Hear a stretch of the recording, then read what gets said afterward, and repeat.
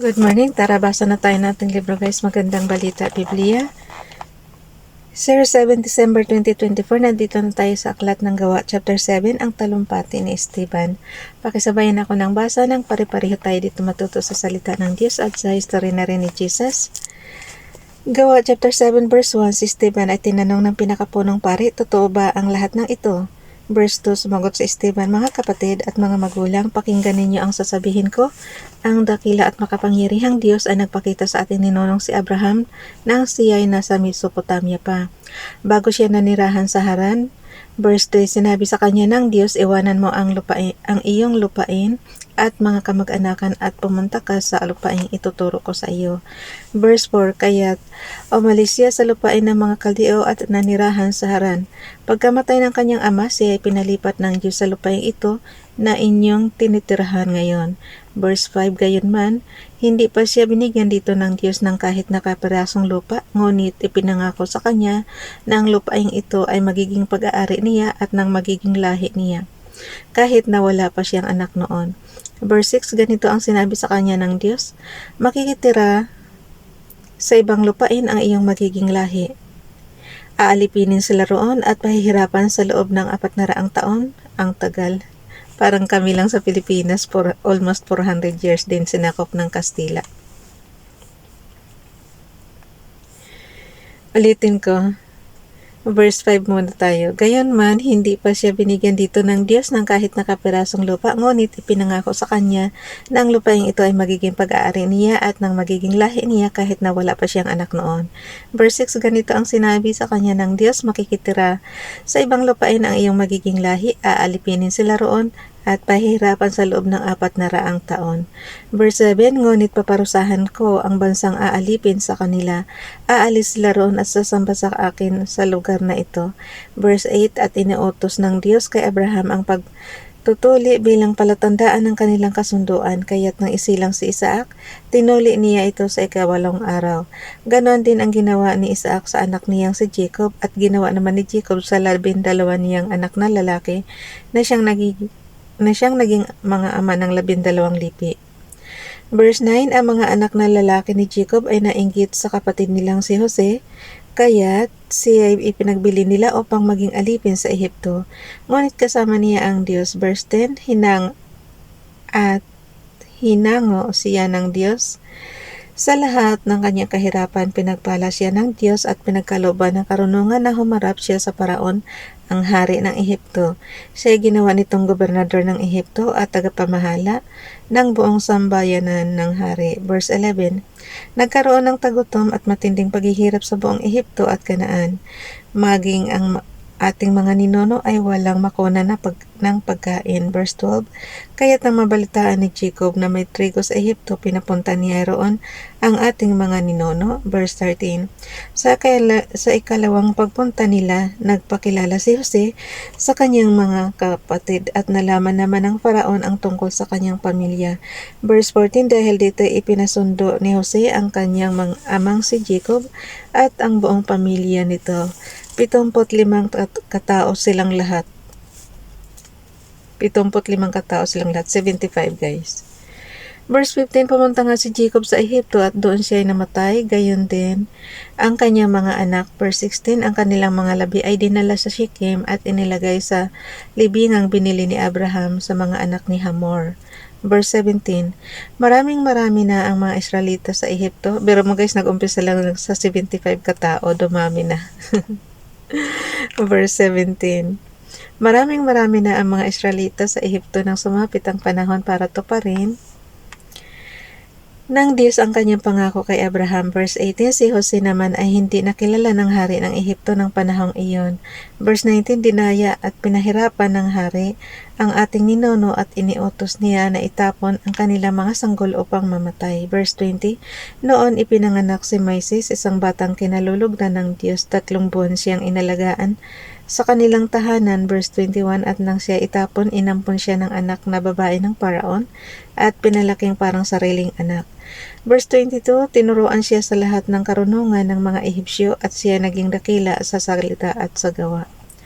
Verse 23, nang si Moises ay 40 taon na nagpasya siyang dalawin ang kanyang mga kababayang Israelita upang tingnan ang kanilang kalagayan. Verse 24, nakita niyang inaapi ng isang Ehipsyo ang isa sa kanila, kaya't ipinagtanggol niya ito at napatay niya ang Ehipsyong iyon. Verse 25, akala ni Moises ay maunawaan ng kanyang mga kababayan na sila ililigtas ng Diyos sa pamamagitan niya, ngunit hindi nila ito naunawaan. Verse 26, kinabukasan may nakita siyang dalawang Israelitang nag-aaway at sinikap niyang sila'y pagkasunduin. Sabi niya, mga kaibigan, pareho kayong Israelita, bakit kayo nag-aaway? Verse 27, subalit tinabig siya ng lalaking nananakit at pinagsabihan ng ganito, sino ang naglagay sa iyo upang mamahala at humatol sa amin? Verse 28, nais mo rin ba akong patayin gaya ng ginawa mo kahapon doon sa Ehipsyo? Verse 29, nang marinig ito ni Moises, siya ay tumakas at naninirahan sa lupain ng Midian. Nag-asawa siya roon at nagkaanak ng 2 lalaki. Verse 30, makalipas ang 40 taon, samantalang si Moises ay nasa ilang na dili kalayuan sa bundok ng Sinai, nagpakita sa kanya ang isang anghel sa isang nagliliyab na mahababang punong kahoy. Verse 31, namangha si Moises sa kanyang nakita at nang lapitan niya ito upang tingnan mabuti, narinig niya ang tinig ng Panginoon. Verse 32, ako ang Diyos na sinamba ng iyong mga ninuno, ang Diyos ni na Abraham, Isaac at Jacob. Nanginig sa takot si Moises at hindi makatingin. Verse 33, sinabi sa kanya ng Panginoon, alisin mo ang iyong sandalya sapagkat banal na lugar ang kinaroroonan mo. Verse 34, nakita ko ang paghihirap ng aking bayan sa Ehipsyo, narinig ko ang kanilang daing at bumaba ako upang sila iligtas. Halika't isusugo kita sa Ehipto. Verse 35, itinakwil nila si Moises ng kanilang sabihin, sino ang naglagay sa iyo upang maging pinuno at hukom namin? Ngunit ang Moises ding iyon ang isinugo ng Diyos upang mamuno at magligtas sa kanila sa tulong ng anghel na nagpakita sa kanya sa mababang punong kahoy. Verse 36, sila ay hinango niya sa kanilang kahirapan sa pamamagitan ng mga himalang ginawa niya sa Ehipsyo, sa dagat na pula at sa loob ng 40 taon. Verse 37, siya rin ang Moises na nagsabi sa mga Israelita, mula sa inyo ang Diyos ay pipili ng isang propeta upang gawing propetang tulad ko. Verse 38, siya ang kasama ng mga Israelita sa ilang. Siya ang nakipag-usap sa anghel na nagsalita sa kanya at sa ating mga ninuno sa bundok ng Sinai. Siya ang tumanggap ng mga salitang nagbibigay buhay mula sa Diyos upang ibigay sa atin. Gawa chapter 7 verse 39. Pasensya na guys, binilisan ko kasi para late na kasi ako. Para matapos agad tayo. Gawa chapter 7 verse 39, ngunit hindi siya sinunod ng ating mga ninuno, sa halip sa kanilang itinakwil at mas gusto pa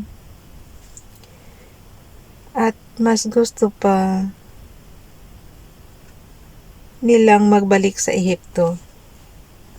Verse 40, sinabi pa nila kay Aaron, igawa mo kami ng mga Diyos na mangunguna sa amin sapagkat hindi namin alam kung napaano na ang Moises na iyan na naglabas sa amin mula sa lupain ng Ehipto. Verse 41, at gumawa nga sila ng isang Diyos-Diyosang kahawig ng goya, nag-alay sila ng handog at ipinagpista ng Diyos-Diyosang hinugis ng kanilang kamay.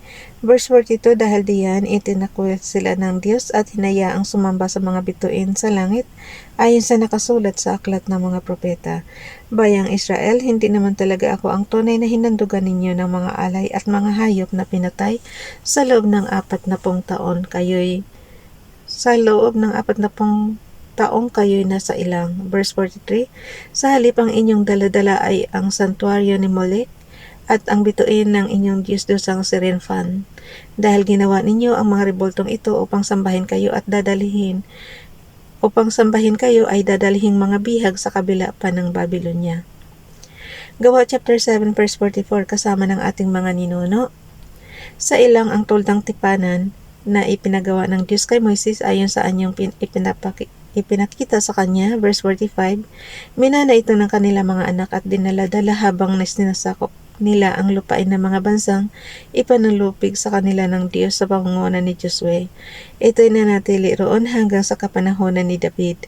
Verse 46, kinalugdan ng Diyos si David at humingi ito ng pahintulot na magtayo ng tahanan para sa Diyos ng Israel. Verse 47, ngunit si Solomon na ang nagtayo ng tahanang iyon. Verse 48, gayunman ang kataas-taasang Diyos ay hindi naninirahan sa bahay na ginawa ng tao. Sabi nga ng propeta, verse 49, ang langit ang aking trono, sabi ng Panginoon, at ang lupa ang aking tuntungan. Ano pang bahay ang itatayo ninyo para sa akin, o anong lugar ang pagpapahingahan ko? Verse 50, hindi ba't ako ang gumawa ng lahat ng ito? Verse 51, napakatigas ng ulo ninyo. Ayaw ninyong magbago ng inyong kalooban, ayaw ninyong dinggin ang katotohanan mula sa Diyos. Kung ano ang ginawa ng inyong mga ninuno, iyon din ang ginagawa ninyo ngayon. Lumalaban kayong lagi sa Espiritu Santo. Verse 52, sinong propeta ang hindi inusig ng inyong mga ninuno? Pinatay nila ang mga nagpapahayag tungkol sa pagparito ng matuwid na inyo namang pinagtaksilan at ipinapatay. Ulitin ko yung verse 52 guys, hindi ko maintindihan ito. Sinong propeta ang hindi inusig ng inyong mga ninuno? Pinatay nila ang mga nagpapahayag tungkol sa pagparito ng matuwid na inyo namang pinagtaksilan at ipinapatay. Verse 53, tinanggap ninyo ang kautosang, verse 53 guys, tinanggap ninyo ang kautosang ibinigay ng Diyos sa pamamagitan ng mga anghel, ngunit hindi naman ninyo ito sinunod. Ang pagbato kay Esteban, Gawa chapter 7 verse 54. Nagalit kay Esteban ang buong Sanhedrin nang marinig iyon at nagitngit sila laban sa kanya. Verse 55, ngunit si Esteban na puspos ng Espiritu Santo ay tumingala sa langit at nakita niya ang kaluwalhatian ng Diyos at si Jesus na nakatayo sa kanan ng Diyos. Verse 56, kaya't sinabi niya, nakikita kong bukas ang kalangitan at ang anak ng tao na nakatayo sa kanan ng Diyos. So, ibig sabihin si Esteban nakita rin niya yung Diyos. Kasi katabi daw si Jesus sa Diyos eh. Nakita, ulitin ko yung verse 55, ngunit si Esteban na puspos ng Espiritu Santo ay tumingala sa langit at nakita niya ang kaluwalhatian ng Diyos at si Jesus na nakatayo sa kanan ng Diyos. So nakita niya yung Diyos guys at si Jesus. Verse 56, kaya't sinabi niya, nakikita kong bukas ang kalangitan at ang anak ng tao na nakatayo sa kanan ng Diyos. Verse 57, tinakpan nila ang kanilang tainga at nagsigawan pagkatapos sabay-sabay nilang sinugod si Esteban. Verse 58, at kanaladkad palabas ng lungsod upang batuhin, inilagay ng mga saksi ang kanilang mga balabal sa paanan ng isang binat ng nagngangalang Saulo. Verse 59, at pinagbabato nila si Esteban na nananalangin naman ng ganito, Panginoong Jesus, tanggapin mo po ang aking espiritu. Verse 60, lumuhod si Esteban at sumigaw ng malakas, Panginoon, huwag mo po silang pananagutin sa kasalanang ito. At pagsabi nito ay siya'y namatay. Bukas na yung chapter 8 guys. Bye everyone. God bless.